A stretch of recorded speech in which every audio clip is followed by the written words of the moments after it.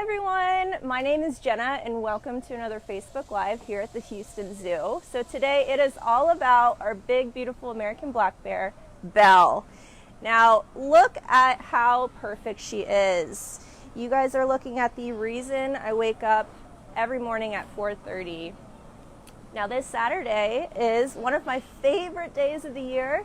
It is National Black Bear Awareness Day. So this Saturday we are hosting what's known as a Spotlight on Species, and it's going to be all about Belle.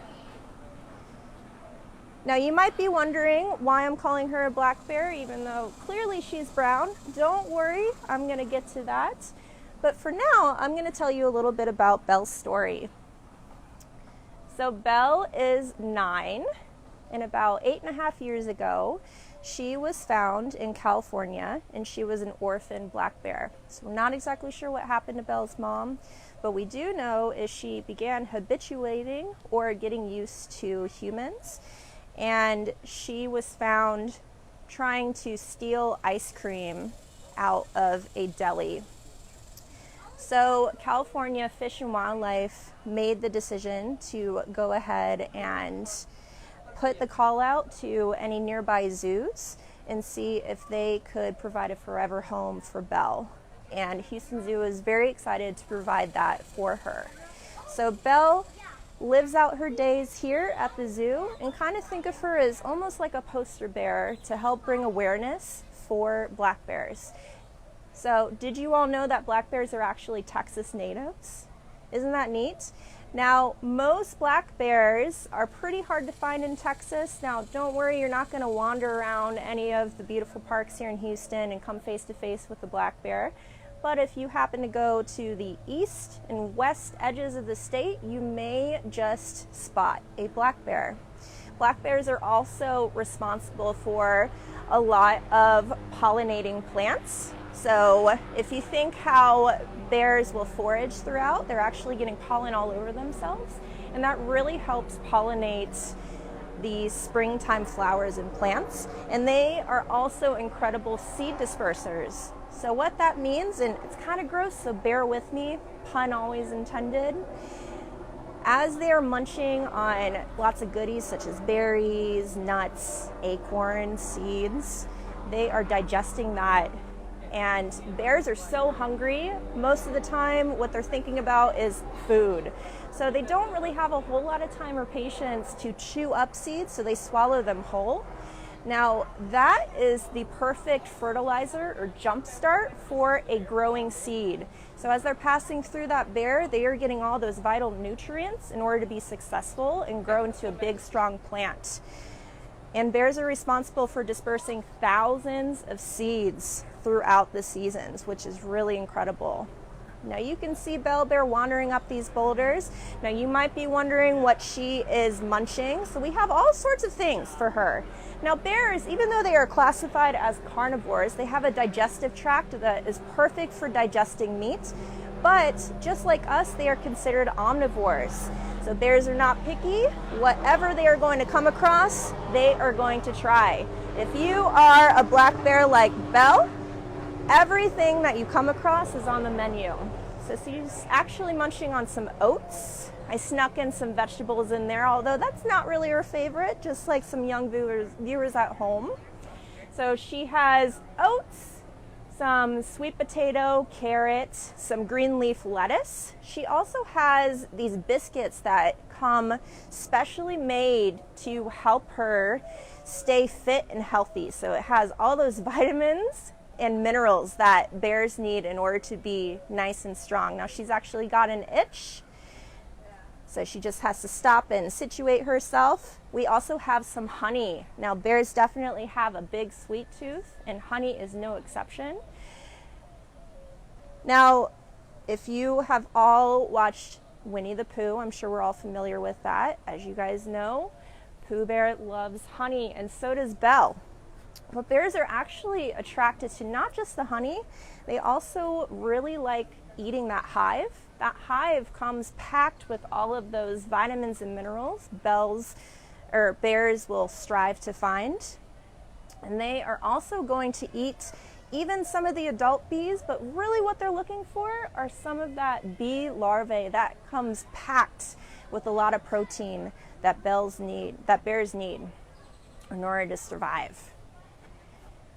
Now, as Belle is looking around, feel free to look around our habitat. We have all sorts of puzzle feeders for her. So bears are extremely intelligent, and even though she lives right here at Houston Zoo, we want her to remain wild and intelligent, and we want to challenge her mind. So for those of you viewing at home, you might like video games or even puzzles or crosswords or even word searches. Those are really great opportunities to keep your mind with it and active.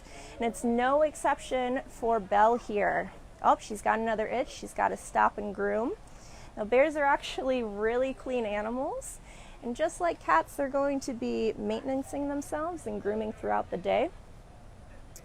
Now back to those puzzle feeders. Puzzle feeders are really important to help bears problem solve. Because if you ever see animals, whether you're in Glacier National Park or even Alaska, you're going to see bears problem solving. And they're going to be risk taking, trying to figure out, well, is this challenge worth it? What are the goodies that I'm going to be able to get? So Belle is kind of assessing that. She's licking some of the honey that I put. Now that is actually a really strong PVC feeder.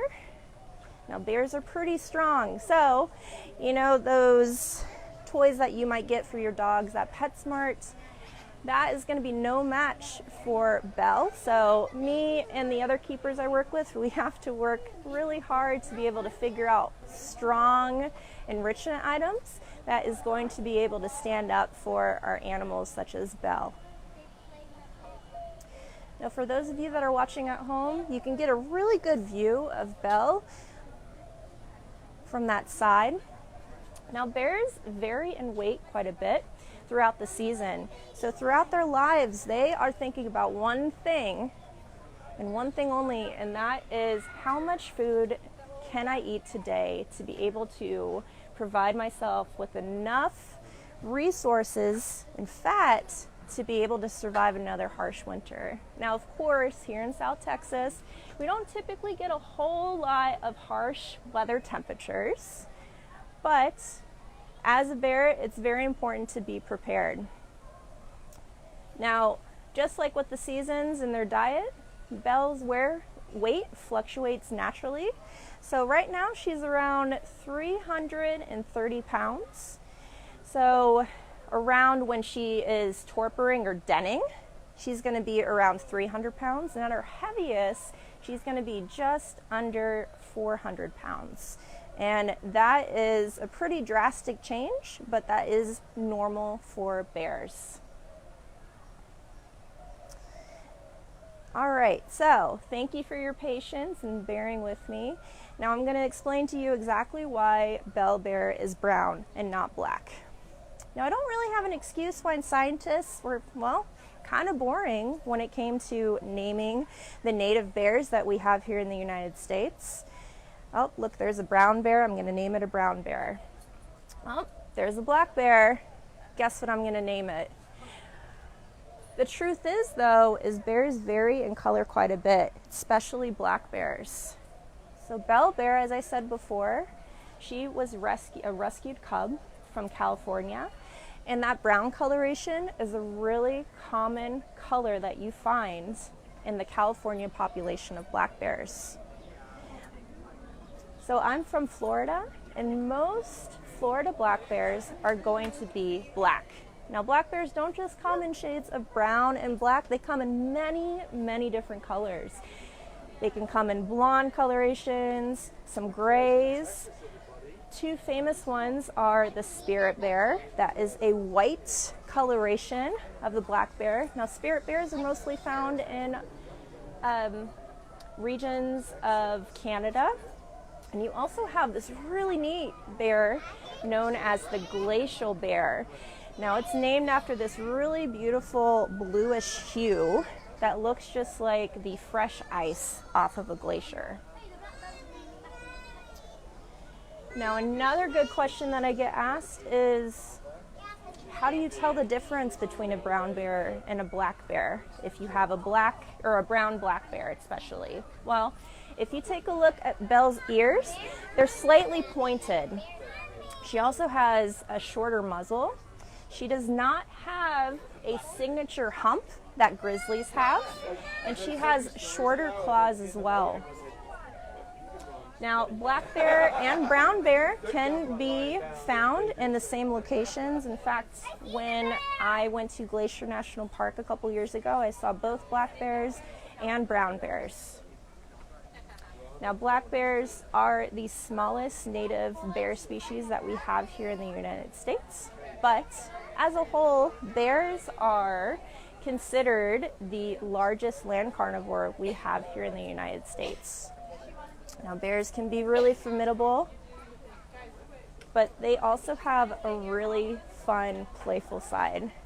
Bears are incredibly curious, just like Belle right now. She's kind of wandering. She's curious about what other goodies she might find. Now, Belle, and I mean this in the best way possible, she's kind of a lazy bear. So she is trying to figure out how she can get to all of the goodies with the least amount of work. Now you can check out that tongue.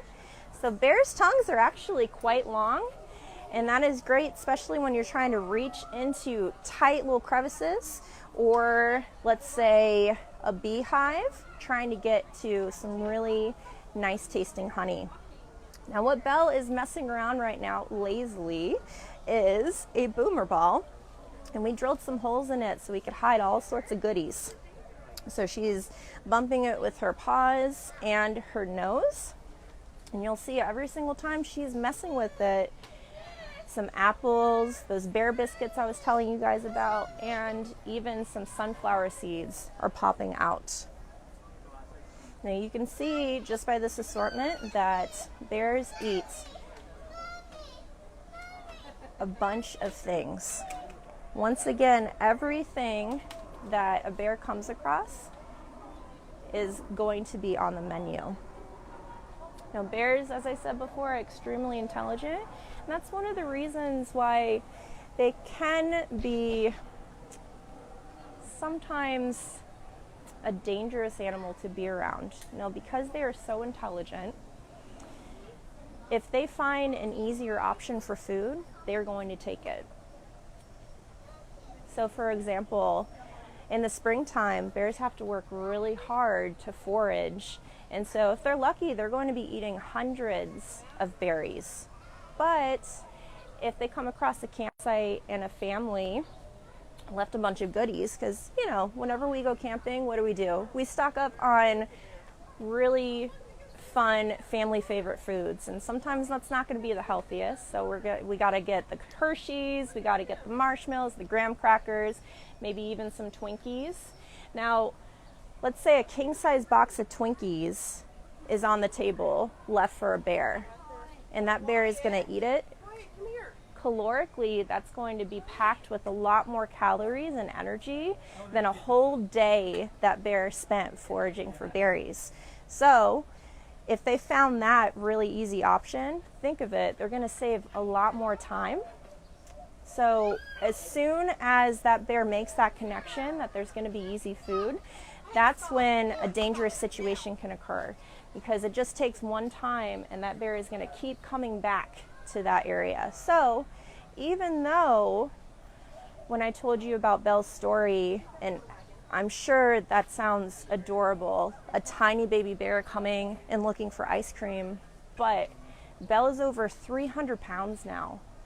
So let's say like a 20-pound cub, that's not that big of a deal. But if they make those connections early on, it's going to be really tough to break away from those connections.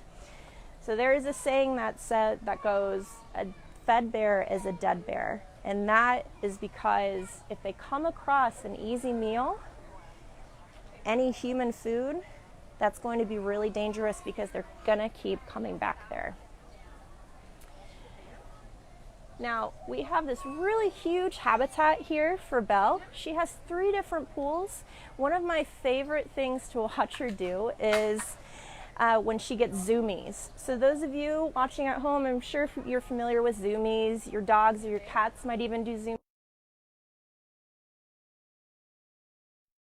One of her favorite things to do is get really excited, and she'll run around her habitat fast, and she'll end with a giant cannonball in the pool. So for those of you that are kind of visiting the zoo and you're towards the lowest pool that is closest to our lion habitat, I've seen some people get splashed by Belle when she goes cannonballing into the pool.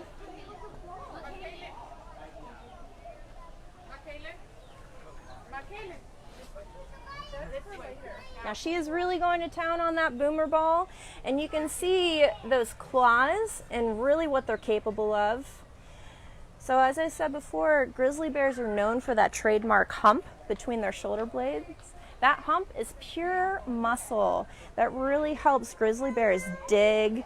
And when you think about a bear, oh, she's got another itch. When you think about a bear, they are pure muscle. And when grizzlies are running, they can actually run faster uphill because of the way that their anatomy is, and they are built for that. So that giant muscle hump is really gonna help them to achieve that strength and that speed.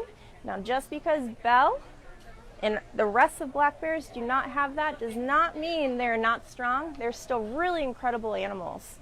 So if you are falling in love with Belle at home,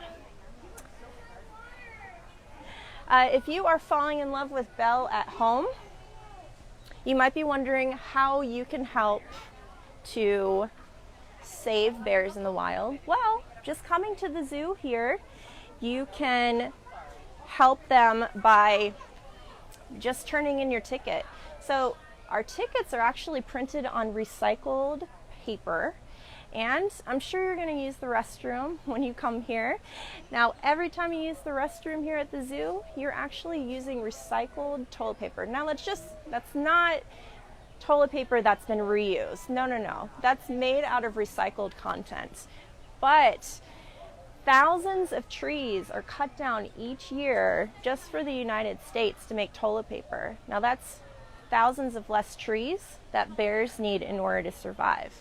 Now, black bears actually rely on trees a lot more than the other native bear species. So if something were to startle Belle, now, and I know that's kind of hard to imagine, but bears get startled just like you and I do. And their first instinct is, ooh, I need to stand up. And then, you know what? I'm just going to scale up this tree really quick and make sure nothing's chasing me. So trees are really important. So other ways that you could help reduce your paper is by saying no to that spam or that junk mail. So I think we're getting ready to see if Belle is interested in a training session. That's going to be a really great way for you guys to see Belle up close. It doesn't matter. Now, Belle is foraging right now. She's trying to figure out some good ways to get to other goodies. We're actually going to be heading over towards the pool, or not the pool, the side right here so we can do a training session.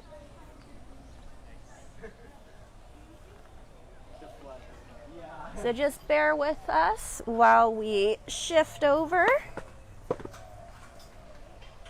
Now here at Houston Zoo, we use what's known as operant conditioning through positive reinforcement training. Woo! That is a giant jargon of words. But what that means is an ask and reward system. So Tori is calling Belle over, and if she chooses to come over, she's going to be positively reinforced. Now, as you saw, she was foraging for all sorts of goodies, and that was lots of vegetables, lots of grain, some sunflower seeds. Now here, if she chooses to participate in our training session, she's going to get her favorite items, which are blueberries and grapes. Now, blueberries are pretty close to what bears would be naturally consuming. So that is one of her favorite items. So it makes sense that she really enjoys eating those. Now, as I said before, Belle has a pretty large habitat, and before she comes to training, she likes to kind of get a lay of the land, try to figure out what other items or goodies to come over first. Now, training is so important here at the zoo because we cater that with their medical care. So some of the behaviors that we work on is one of my favorites, stand. So when we ask Belle to stand, wow, for you guys, that is so cool because you're able to see how tall she is, just to really get a grasp at how big bears are capable of growing. For us, we are taking an opportunity to get eyes on places that we wouldn't normally see. So an animal who's on all fours, most of the time it's kind of tough for us to be able to get a good view of her stomach, her inner legs, her inner arms, and even her neck. But by us getting that as a known behavior, that's a really great way for us to be able to make sure she looks good and everything is in working order. Now, from that stand behavior, we can actually build off of that. And many of our animals here at Houston Zoo are trained for an ultrasound behavior. Now, an ultrasound behavior isn't just for pregnancies, it's also for, seeing, checking your insides and making sure that everything is in working order. So that's a really great way for us to incorporate some more medical care just by using a behavior that she already knows. She also knows an open mouth behavior. And again, that's really cool for you all to see. But for us, that's a great way for us to assess our teeth. In fact, one of my coworkers is building off of that for a toothbrush behavior. Oh, so you can kind of get a glimpse of her. I think she just, you know what she did? She had to stop and take a swim. We all get that. It's a pretty hot day here at the zoo, but she is wandering over now and she is ready to train. Now, for those of you that are just joining us, hi again, welcome to another Facebook Live here at the Houston Zoo. Now, today we are focusing on Belle Bear, our big, beautiful 9-year-old American black bear. Now, this is Tori, one of my coworkers, and she is working with Belle through a training session. Now, the type of training we use is an ask and reward system. Now, Tori is going through a number of known behaviors that Belle has and knows. Belle is an extremely intelligent bear. All bears are very smart. Now, what Tori is asking is that stand behavior I was telling you guys about. Wow, check that out. How cool is that? Now, when she stood, did you guys see that really cute white mark on her chest? That is one of my favorite spots on her.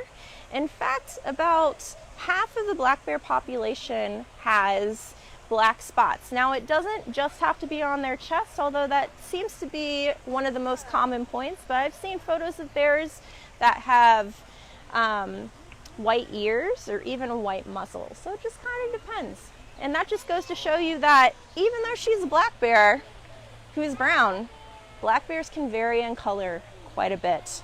Now, what Tori just asked was another known behavior, that open mouth behavior, which is so cool to be able to see. Now, you'll notice that gold star.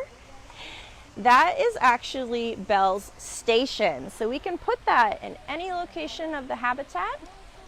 And if Tori gives her the cue, she is going to go and stand over by that star. Oh, here we go again, that stand. Now you can get a really good view of that chest and those claws and those giant paws. Those paws are so important for bears. Now you'll notice Belle has a bunch of longs. Now that is so important because longs, as they kind of get weak or start decomposing, now a lot of grubs and insects will go in there to keep cool. Now Belle loves insects. That's one of her favorite items. In fact, that's one of the best ways for black bears throughout the season to gain a lot of protein. So you'll see some evidence of scratch marks throughout her habitat, and even the log that Tori is working right now has a lot of scratch marks, and that's great. We want to see that. That is a very natural behavior, and that helps us to maintain that really nice healthy shape of her claws. Okay guys, so we're just going to start wrapping up, but I want to thank you all for coming over and hopefully falling in love with Belle. Now this Saturday is Bear Awareness Day, and all day we're going to be celebrating Belle through what's known as a Spotlight on Species event. So if you guys are in town or getting ready to head to Houston, come on over to the zoo and come fall in love with bears. Thank you all. Have a good day.